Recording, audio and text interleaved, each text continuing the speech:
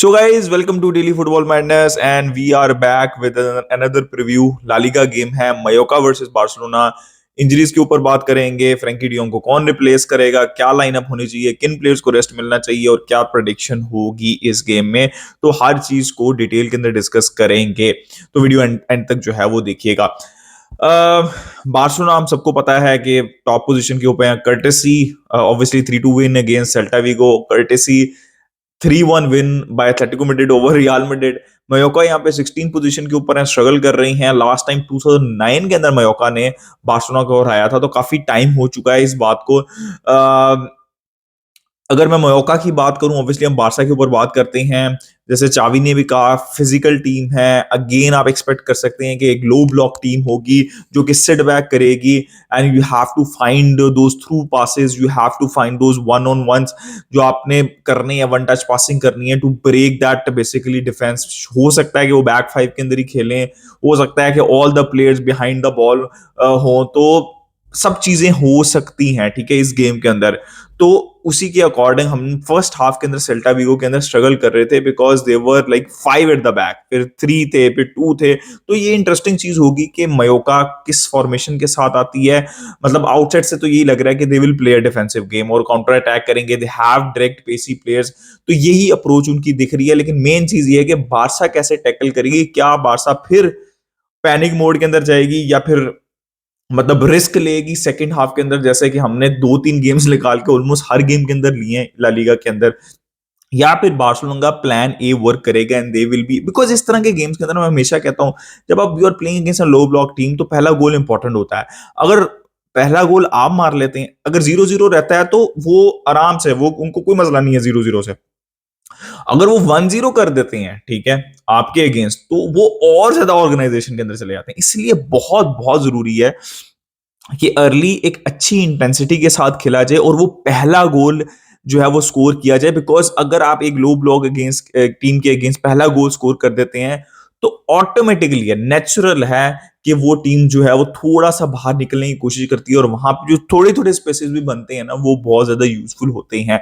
तो बारसा को सबसे इंपॉर्टेंट चीज है कि उनको वो पहला गोल स्कोर करना है and they have to start the game very well और they have to be very direct during the first 10 to 20 minutes या 25 मिनट्स कर लें तो वो पहला गोल बहुत इंपॉर्टेंट रहेगा इस गेम के अंदर. तो ये तो अप्रोच की बात होगी. अब ऑब्वियसली हम आ जाते हैं स्टार्टिंग 11 में कि क्या बार्सिलोना की स्टार्टिंग 11 क्या होनी चाहिए. बिकॉज यार देखो, मैंने जैसे लास्ट वीडियो में कहा था कि स्टार्टिंग 11 बनाना मुश्किल काम नहीं है. अभी आपके सामने जो है वो स्टार्टिंग 11 आ जाएगी. स्टार्टिंग 11 बनाना मुश्किल काम नहीं है. मुझे तो सबसे बड़ा कंसर्न ये है कि आपका ये तीसरा मैच है, ठीक है, आप मतलब आपको पता भी नहीं चला कि आपने रियल बेटिस, फिर एंटवर्प, फिर अब दोबारा वीकेंड के ऊपर, सॉरी, ऑब्वियसली वीकेंड के ऊपर आपने सेल्टा विगो खेला. अब आप ट्यूसडे को कल ऑब्वियसली जो है हम खेलेंगे मयोका अगेंस्ट, फिर वीकेंड के ऊपर सविया, और उसके बाद आपका सबसे बड़ा टेस्ट है, पहला और बड़ा टेस्ट है अगेंस्ट पोर्टो अवे. तो आप समझ रहे हैं ना कि it is coming thick and fast. और मैं हमेशा कहता हूं कि नॉकआउट्स में इशू नहीं होता ज्यादा. ऑब्वियसली यू वांट कि आपके मेन प्लेयर्स तब इंजर्ड ना हो, लेकिन सबसे ज्यादा जो इंजरी स्पैन होता है ना, वो यही होता है ग्रुप स्टेजेस का. बिकॉज लालिगा भी चल रही होती है, लीग फुटबॉल भी चल रही होती है और साथ साथ ये सब कुछ मतलब चैंपियंस लीग भी चल रही है, यूरोपा लीग भी चल रही है, जो भी for example teams Europa league के अंदर खेल रही हैं. तो यहाँ पे सबसे बड़ा मसला होता है. तो मैं, जैसे मैंने पिछली वीडियो में कहा कि स्टार्टिंग 11 तो बन जाएगी, लेकिन बहुत से प्लेयर्स हैं जिनको अब स्टार्ट करना पड़ेगा. फ्रैंकी और पेड्री की इंजरी के बाद बहुत से प्लेयर्स हैं जिनको मिडफील्ड के अंदर स्टार्ट करना पड़ेगा और उनको रेस्ट नहीं मिलेगा अनफॉर्चुनेटली. तो स्टार्टिंग 11 पे बात करते हैं और ऑब्वियसली इसको डिटेल के अंदर डिस्कस करते हैं. देखो, टर स्टेगन ऑब्वियसली विल स्टार्ट. अब दो चॉइसेस हैं बैकलाइन के अंदर. बाल्डे तो लेफ्ट साइड के ऊपर I would definitely start, because last game में अलोंसो ने खेलना था, तो बाल्डे शुड स्टार्ट. उनको रेस्ट भी मिल गया तो वो उतना बड़ा इशू नहीं है. आई थिंक क्रिस्टनसन को भी उतना रेस्ट नहीं मिला, बट क्रिस्टनसन शुड स्टार्ट. उसके ऊपर now the main thing is के क्रिस्टनसन के स्टार्ट कौन स्टार्ट करेगा. शुड इट बी कुंडे और अराओ.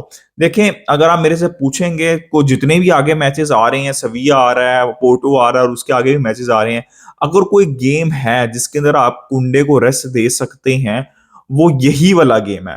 तो आई वुड डेफिनेटली वांट, देखो, दो प्लेयर में से किसी एक को रेस्ट मिल सकता है, कैंसेलो को या कुंडे को. अराहो शुड डेफिनेटली स्टार्ट. देखें, अगर आपने कंसेलो को रेस्ट देना है तो इट शुड बी क्रिस्टनसन, कुंडे and अराहो in that right back position, ठीक है, जो कि नॉर्मली वो पहले भी खेलते रहे हैं। लेकिन अगर आपने कुंडे को रेस्ट देना है तो it should be Christensen, Araujo and obviously वो सिमिलर रोल कंसेलो का। If you ask me, I would give rest to Kounde, because वो प्री सीजन से लेकर अब तक कोई भी गेम उन्होंने मिस नहीं किया, तो वो कॉन्टिन्यूसली खेल रहे हैं और हाई इंटेंसिटी गेम्स खेल रहे हैं। तो भाई आई पर्सनली से कि यू कैन नॉट अफोर्ड कि कुंडे जो है वो इंजर्ड हो जाएं, because he has been our main, मतलब आप समझ लें कि जो इन फॉर्म प्लेयर है ना, अलॉन्ग विद क्रिस्टनसन भी आप कह सकते हैं, दैट इज कुंडे डिफेंसिवली। तो I would rather give rest to Kounde in comparison to Cancelo, because Cancelo ने, I know 3 game consecutively start कर लिए उन्होंने, लेकिन फिर भी बीच में शुरू के अंदर वो नहीं खेल रहे थे ना, सिटी के लिए खेल रहे थे, तो उनको रेस्ट मिला हुआ है। तो I will not take my chances on Kounde, I would definitely rest कुंडे, और मेरी बैकलाइन होगी Balde, Christensen, Araujo and obviously Cancelo. अब आ जाते हैं मिडफील्ड के अंदर के फ्रैंकी डियोंग को कौन रिप्लेस करेगा। I think it is quite evident, जितने भी हमने मैचेस देखेंगे फ्रैंकी डियोंग को उस पोजीशन के ऊपर कौन रिप्लेस करेंगे। I think obviously Romeu will start, वही अप्रोच रहेगी, लेफ्ट विंग बैक रहेंगे बाल्डे, जो आपका जो रोमेओ है वो जो अराहो अगर खेलते हैं और कंसेलो खेलते हैं तो अराहो थोड़ा सा राइट से पे शिफ्ट करेंगे, लेफ्ट पे थोड़ा सा शिफ्ट रहेंगे, क्रिस्टनसन जो रोमेओ है वो as a third centre back भी शिफ्ट इन करते रहेंगे, और उनके साइड के ऊपर, राइट साइड के ऊपर कंसेलो एंड लेफ्ट साइड के ऊपर आई थिंक जो फ्रैंकी के रोल के अंदर गावी खेलेंगे, और कंसेलो और गावी दोनों बॉक्स टू बॉक्स रहेंगे, जो हमने सिस्टम ऑब्जर्व किया चावी का। तो I think Gavi, Romeu and obviously Cancelo, वही right back cum mid box to box midfielder, right?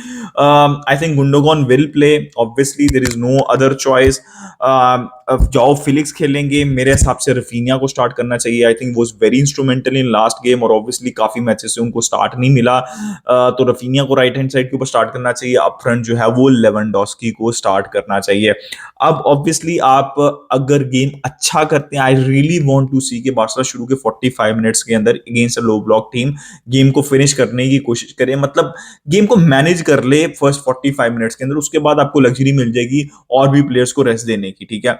तो जाओ फिलिक्स भी अब आपके सामने, वो भी कंटिन्यूअसली स्टार्ट कर रहे हैं। तो off the bench I would love to see Lamine Yamal, Ferran Torres में भी in place of Joao Felix, अगर आप गेम जल्दी मैनेज कर सकते हैं।